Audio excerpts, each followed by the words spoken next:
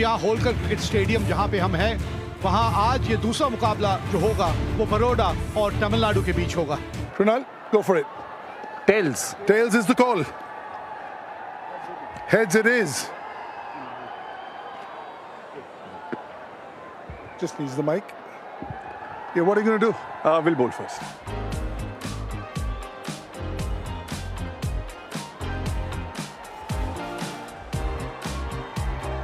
And these two openers from Tamil Nadu, they also come out all guns blazing.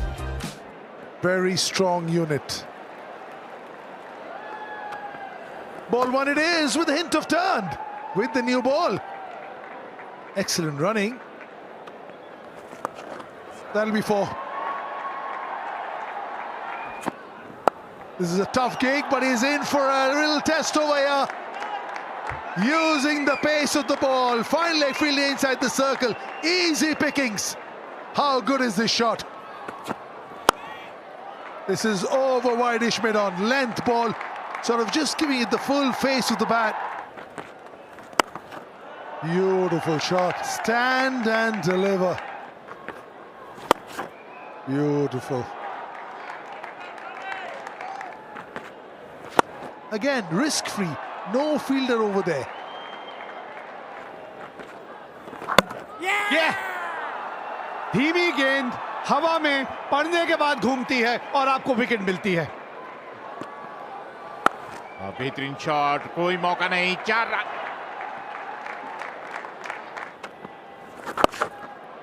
जबरदस्त shot, कोई मौका नहीं, 6 run. बेहतरीन shot, कदमों का इस्तेमाल सिर्फ टाइम पर कर दिया, कोई मौका नहीं, एक और चौका। Shot of length and pulled away for a 4. First ball of Hardik Pandya has been pulled away for 4 by Jagdishan. That's a very good shot. We just talked about it. If you bowl fuller, you're dispatched for a 4, and that's what happened. Bhupati dispatches 1 for 4, which is bowled up by Hardik Pandya. Tried a full toss, low full toss there, but dispatched away for a 4. Racking hit. Gosh! 15 yards left of the mid-wicket fielder. Went like a trace of bullet. Wicket बहुत बढ़िया है इस बार। 50 run भी पूरे हुए 6 run के साथ। यह जगदीशन का स्ट्रेंथ है। आप छोटी गेंदबाजी नहीं कर सकते। इस विकेट के ऊपर आप ऐसे गेंदबाज जितना छोटा करेंगे उतनी पिटाई आपकी होगी। कमाल का शॉट खेला जगदीशन ने। International cricket, yes, maybe. Not in domestic cricket. They've taken it to another level altogether. One that got away. कदमों का इस्तेमाल किया, हवा में फील्डर वहां मौजूद है लेकिन एक दर्शक बनकर रह जाएगा। This time he will hold out. 28 बनाए भूपति ने, 114 पर 2 Tamil Nadu. Look at that. Always on the stumps. Always on the stumps. He's in the middle of a really good spell. 57 run बनाए जगदीशन ने, 120 पर 3 तमिलनाडु। अतीत सेठ पहली गेंद और बाहर, मिड विकेट के ऊपर से 6 रन के लिए। That's another one, up in the air, up in the air. It's a cruel game. Although they did not middle it. Oh, look at that, look at that. A massive, massive hit from Vijay Shankar. Oh, third man पर कुछ ज्यादा करने की जरूरत नहीं, गति का इस्तेमाल कीजिए। थर्ड मैन में कोई फील्डर मौजूद नहीं और रन बटोर लीजिए। ओह, शाहरुख खान की पावर। और इस शॉट के साथ 50 रनों की साझेदारी भी पूरी हुई। And that's again talked away for a 6. 2 consecutive sixes of Hardik Pandya, Vijay Shankar. इस तरह से बड़ा शॉट खेलते हैं। ढूंढ लिया आपने फील्डर को, मिल गई है विकेट, टूट गई है साझेदारी और एक बार फिर वही लेंथ जिसके बारे में बात कर रहे थे, बिल्कुल जड़ में लेके चलते हैं आप तो बल्ले के निचले भाग पे आके गेंद लगती है। And it's been dispatched.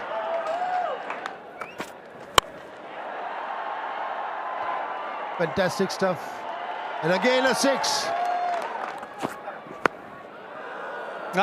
ये लीजिए, पिछले ओवर में हम यही बातें कर रहे थे यॉर्कर के बारे में। ये लीजिए, ऋषभ पंत की याद आ गई। बड़ी बड़ी कमाल की ये शॉट लगती है जब इतनी खूबसूरती से आप खेलते हैं। बोल्डन, विकेट मिली है यहां पे आखिरी गेंद पे। एक और बहुत बढ़िया ओवर ये मेरी वाला का। 10 रन दिए आखिरी ओवर में, लेकिन 2 विकेटें भी हासिल की हैं। 200 के स्ट्राइक रेट से 5 गेंदों पे 10 रन बनाए हैं ईश्वरन ने। 10 रन बना के आउट हुए और 221 रन 6 विकेट के नुकसान पे है तमिलनाडु अपने 20 ओवर के बाद। और अगर लक्ष्य की बात करें तो 222 रन 2-2-2 ये लक्ष्य है बड़ौदा के लिए 11.1 की औसत से। There's a slip in place because of their outswinger. Here Kookaburra ball in hand. Is it going to talk? Yep, a hint of outswing. Short length ball pull कर दिया और पहला ही शॉट 6 रन। एक बार फिर वही गलती, शॉर्ट लेंथ बॉल पुल कर दिया और लगभग वही नतीजा। That'll go all the way. Not a bad ball, dug out, went for the Yorker. But that's how the cookie crumbles at times, doesn't it? हवा में और इसी के साथ पहले विकेट का पतन। Mitesh Patel has gone for 18, but will lose their first for 20. That will be 4. एक बार फिर गति परिवर्तन, लेकिन आप धीमी गति से गेंदबाजी करें, तेज गति से गेंदबाजी करें, नतीजा वही है 4 रन। बैक टू बैक 2 चौके। That is a very good shot. इस तरह के शॉट्स आपको खेलते रहने पड़े होंगे। एक और बाउंड्री हासिल करते हुए यहां। And once again over. Long on for a 6. This must be one of the most expensive overs of bowled by Tamil Nadu in this game. And that's a great shot, very well picked up. And that's the mystery behind the mystery spinner. He is gone, Shivalik Sharma. Shivalik Sharma 14 run बना के out हुए 57 पे 2। Catch it तो कोई नहीं कर पाएगा, stop it ही कर लीजिए ना, गेंद रुकेगी नहीं ना। बहुत ऊपर चला गया है ये गेंद, 2 फील्डर हैं और पकड़ लिया। अच्छा कैच पकड़ा है यहां मोहम्मद भाई, वाह, मजा आ गया। द्वारा और अब मोहम्मद बीच में होगा, नहीं रुकेगा ये। That's nicely hit. It is out of the park. एक और लेफ्ट फील्डर मौजूद, साई किशोर ने ये कैच छोड़ दिया। That's another one. Another boundary. 2 sixes and a 4. कुछ और अच्छे ओवर्स चाहिए इस तरह। एक और बाउंड्री लीजिए। That's nicely played. That's up in the air. And Chetan just told you, don't bowl short on this pitch. The moment you bowl short, batsman rocks back and smashes you over mid-wicket for 4. That is exactly what Pandya did. Right on the dot, right on the money. But now this one has been hoiked. And now I think it's straight in the hands. Good catch by Shahrukh.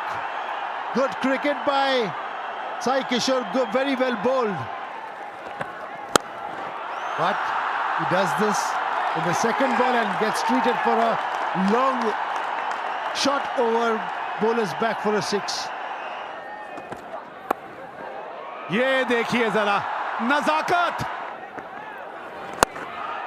That's a fantastic shot.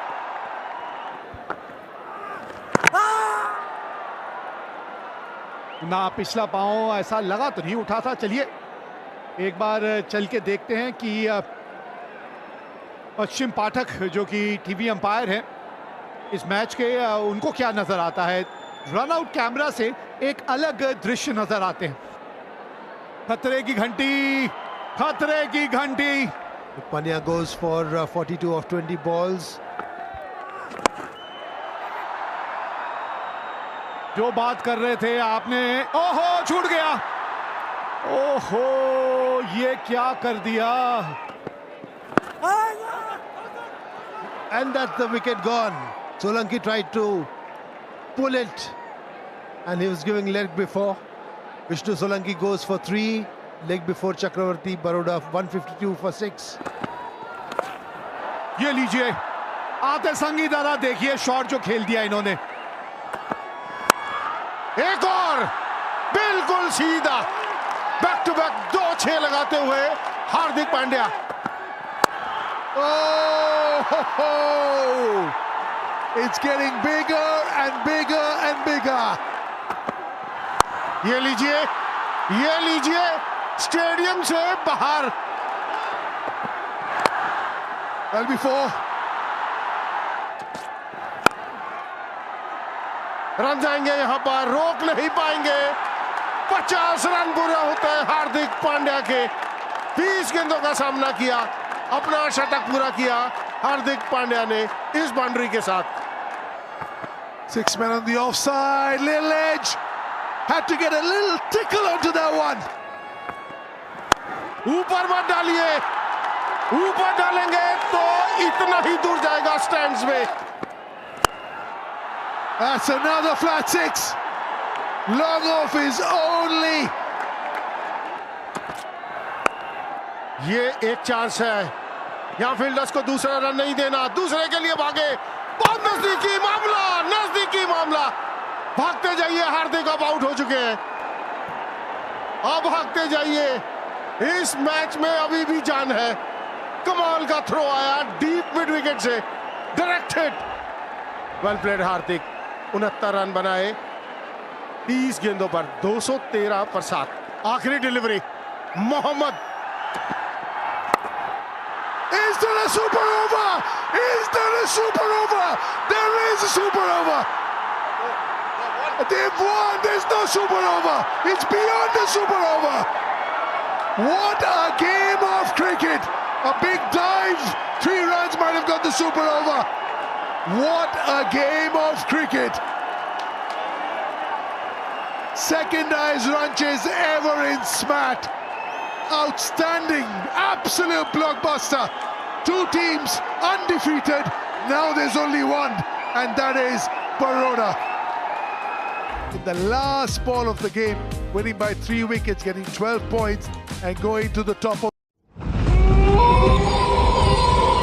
प्रेत लोक, कहानी दहशत की. रात का वक्त था. रमेश अपने ऑफिस से घर की ओर जा रहा था. सुनसान रास्ता और सन्नाटे की आवाज.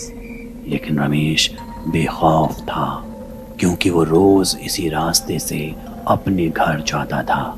लेकिन वो इस बात से अनजान था कि उसके साथ आज एक ऐसी अनहोनी होने वाली है जो शायद उसकी जिंदगी को मौत के हवाले कर दे.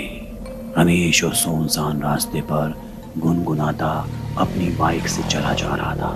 तभी उसकी नजर रास्ते किनारे खड़ी एक लड़की पर पड़ती है, जिसका रंग सांवला और कद 5 फीट 2 इंच. वो उससे मदद मांग रही है. रमेश का ध्यान अभी उसी पर था कि उसकी बाइक अचानक खुद ब खुद रुक जाती है, जैसे किसी ने ब्रेक्स लगा दिए हों. वो हैरत में अपनी बाइक के रुकने के बारे में सोचने लगता है. तभी मदद मांगती हुई लड़की बोलती है, मेरा नाम राधिका है. क्या तुम मुझे मेरे घर तक छोड़ सकते हो? उसकी आवाज से एक पल के लिए रमेश थोड़ा डर सा जाता है, क्योंकि उसके नाम बताने का तरीका आम इंसान जैसा नहीं था। इधर लड़की रमेश के मन को भाने लगती है और वो डर भूलकर उसकी मदद करने के लिए तैयार हो जाता है। वो बिना कुछ सोचे ही उसे अपनी बाइक पर बैठाकर चल देता है। बाइक सुनसान रास्ते पर चली जा रही थी और कुछ दूर ही पहुंचती है कि वो लड़की बाइक से अचानक गायब हो जाती है। रमेश को जैसे महसूस होता है कि लड़की उसकी बाइक पर नहीं है। वो पीछे देखता है तो वो सड़क पर पड़ी थी, उसके सिर से खून निकल रहा था। वो बाइक रोककर लड़की के पास पहुंचता है और डॉक्टर के पास चलने को कहता है, लेकिन वो लड़की मना कर देती है और अपने घर चलने के लिए कहती है। अब रमेश मना नहीं कर पाता। वो उसे बाइक पर बिठाकर उसके बताए रास्ते पर आगे बढ़ जाता है। रमेश की बाइक अब राधिका के घर के सामने थी। उसके घर पर कोई नहीं था और रमेश को उसका घर मानो भूत बंगला लग रहा था।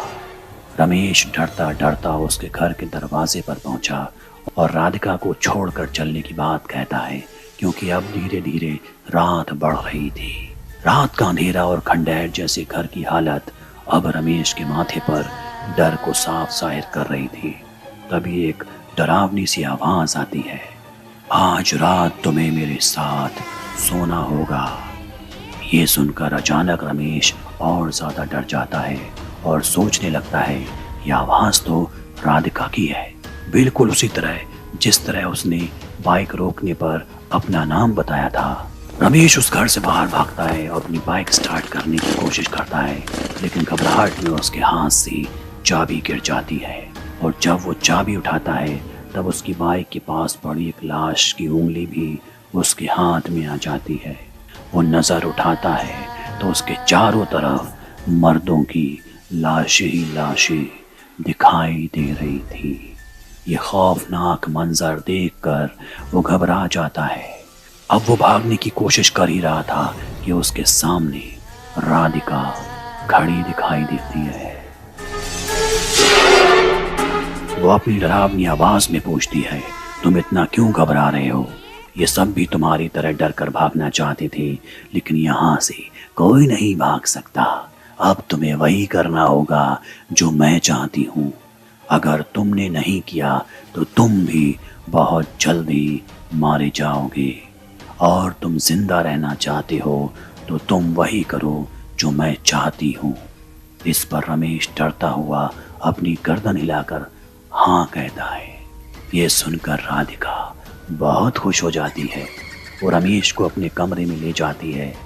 कमरे की सजावट देखकर रमेश की आंखें खुली की खुली रह जाती हैं।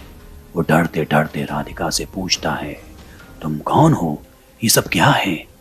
राधिका बोलती है, तुम्हें बस मेरे साथ सोना होगा और तुम अपने घर जिंदा जा सकते हो। जो मेरे साथ सोने से इनकार कर देता है उन सब का हाल तुम देख चुके हो। अब रमेश में कुछ हिम्मत आ जाती है और वो बोलता है, मैं आपके साथ सो जाऊंगा, लेकिन पहले ये बताओ आप हो कौन और ये सब क्यों कर रही हो? राधिका बोलती है, ये बस मैं बाद में बताऊंगी, लेकिन पहले जो मैं बोल रही हूँ तुम बस वो करो। अब रमेश डरता हुआ जैसा राधिका बोलती है वैसा करना शुरू कर देता है। रमेश ये उसके साथ पूरी रात अलग ही दुनिया में खोया रहता है, लेकिन फिर भी डरते डरते वो सुबह का इंतजार करता है। जब सुबह होती है तो उसके पास ना राधिका थी और ना ही वो सुंदर सा घर। अब वहां सिर्फ एक बियाबां जंगल था। रात जो बहुत सजा हुआ घर था अब वो एक खंडहर में तब्दील हो चुका था। अब रमेश वहां से उठकर अपने ऑफिस पहुंच जाता है। डरा सहमा सा वो काम कर रहा होता है कि उसके कानों में एक आवाज आती है, आज रात भी तुम्हें मेरे साथ सोना होगा। वो तुरंत उस आवाज को पहचान जाता है। ये आवाज तो उसी राधिका की थी। वो डर की वजह से पसीना पसीना हो जाता है वो अपना काम कर ही रहा था कि तभी एक आवाज फिर उसके कानों में सुनाई देती है। वो आवाज उसकी कलीग की थी जो बोल रही थी, रमेश तुम आज घर नहीं जाओगे क्या? 7 बज चुके हैं। रमेश घड़ी की ओर देखकर घबरा जाता है, लेकिन वो हिम्मत करके चल देता है क्योंकि उसको एक डर था, लेकिन एक उत्सुकता भी उस लड़के के बारे में जानने की। वो कौन है और ऐसा उसके साथ क्यों कर रही है। रमेश रोज की तरह अब फिर उसी सुनसान रास्ते से जा रहा था, लेकिन आज वो खामोश था। कोई गाना नहीं गुनगुना आ रहा था और उसके दिल में डर था। अभी बाइक उस जगह नहीं पहुंची थी जहां कल वो लड़की मिली थी, लेकिन फिर भी रमेश का ध्यान उसी तरफ था। लेकिन अचानक उसको महसूस होता है कि उसकी बाइक के पीछे कोई बैठा है और उसके कंधे पर किसी लड़की का हाथ रखा है। ये कोई और नहीं, राधिका थी। राधिका उससे प्यारी प्यारी बातें करती है और वो सिर्फ डरा सहमा सा उसकी बातों में सिर्फ सिर हिलाकर हाँ में जवाब दे रहा था। अचानक बाइक खुद ब खुद रुक जाती है। वो देखता है कि राधिका का खंडहर जैसा घर आ चुका है।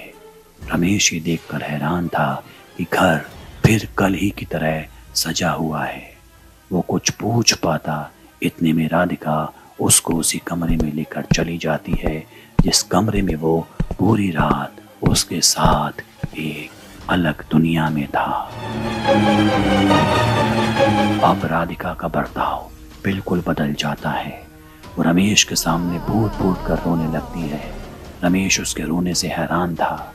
वो उसके हाथ को थाम कर पूछता है, राधिका बताओ आखिर बात क्या है और तुम हो कौन?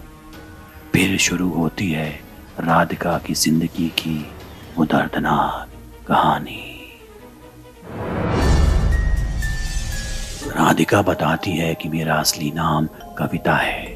मैं पास के गांव राजपुर की रहने वाली हूँ। मैं भी एक हंसती खेलती लड़की हुआ करती थी। मेरे पिता मुझे डॉक्टर बनाना चाहते थे और इसलिए उन्होंने मुझे शहर पढ़ने के लिए भेज दिया। करीब 10 साल पहले दिवाली के ठीक 4 दिन पहले पापा ने मुझे फ़ोन करके गांव आने को कहा ताकि त्योहार को सभी लोग साथ मिलकर मना सकें। मैं अगले दिन अपने कॉलेज को ख़त्म करके बस से गांव चल दी। रात हो चुकी थी। बस में खराबी आ गई। बस वाले ने सभी सवारियों को उतार दिया और किसी दूसरे वाहन से अपनी अपनी मंजिल को जाने की सलाह दी। मैं भी गांव जाने के लिए किसी वाहन का इंतजार करने लगी कि तभी गांव का एक लड़का मोहित बाइक से गुजरता है। वो मुझे देखकर रुक जाता है और कहता है कि वो उसे गांव छोड़ देगा। वो मोहित को जानती थी, इसलिए उसकी बाइक में बैठकर गांव की तरफ चल देती है। लेकिन मोहित गांव न जाकर बाइक को दूसरे रास्ते पर मोड़ देता है। जब वो इसका कारण पूछती है तो वो बोलता है कि उसके चाचा पास ही एक घर में हैं, उनसे मिलकर निकल लेंगे। मोहित का भरोसा करके मैं उसके साथ उस घर में चली जाती हूँ। मोहित की नीयत खराब थी और वो वहाँ ले जाकर मेरा बलात्कार करता है। इसके बाद वो मुझे घर में बंद करके आग लगा देता है। मैं चीखती हूँ, चिल्लाती हूँ, लेकिन वहाँ मेरी आवाज़ सुनने वाला कोई नहीं था। तब से मेरी आत्मा यहाँ सड़क पर घूमती है और नौजवान लड़कों से लिफ्ट मांगती है। जिस लड़के की नीयत खराब होती है मैं उसे मौत के घाट उतार देती हूँ। आज तुम जिंदा हो उसकी वजह ये है कि तुमने मुझे बुरी नीयत से नहीं देखा। ये कहकर राधिका गायब हो जाती है।